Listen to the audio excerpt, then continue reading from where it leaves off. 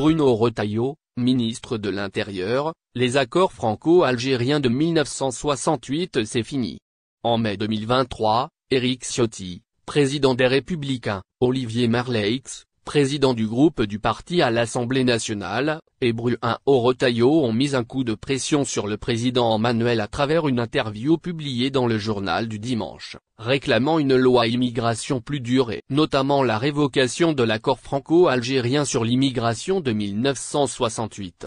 Nous voulons permettre la tenue d'un référendum sur la politique migratoire, avait exigé Retailleau, proposant une batterie de mesures contre l'immigration et de couper les pompes aspirantes. Nous assumons un bras de fer avec les pays qui n'acceptent pas de donner des laissez-passer consulaires pour récupérer leurs ressortissants.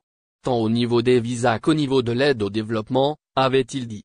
Un ministre hostile à tout rapprochement avec l'Algérie. Si le Rassemblement national se réjouit de la probable nomination de Bruno Retailleau au ministère de l'Intérieur, c'est aussi parce que l'homme partage la vision du parti extrémiste sur la question mémorielle et la relation avec l'Algérie.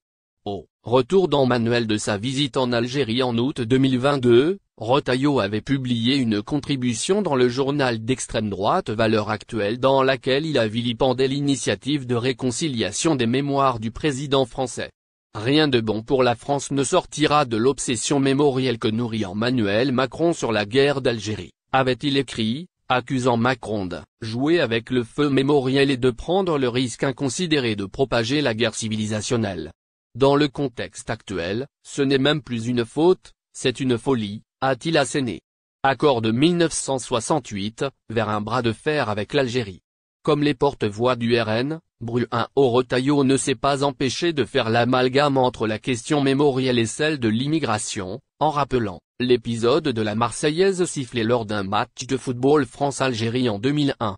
Le 26 juin 2023, Bruno Retailleau a déposé au Sénat une proposition de résolution appelant à dénoncer les accords franco-algériens de 1968 sur l'immigration. Le comportement de l'Algérie est aujourd'hui un obstacle à la nécessité d'arrêter l'immigration de masse vers la France. Il n'y a aucune raison que nous demeurions passifs face à un État aussi peu coopératif, écrit-il dans l'exposé des motifs.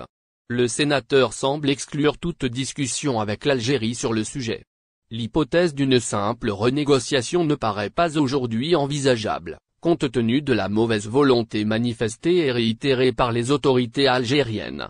C'est bien la dénonciation unilatérale de cet accord, par les autorités françaises, que nous préconisons.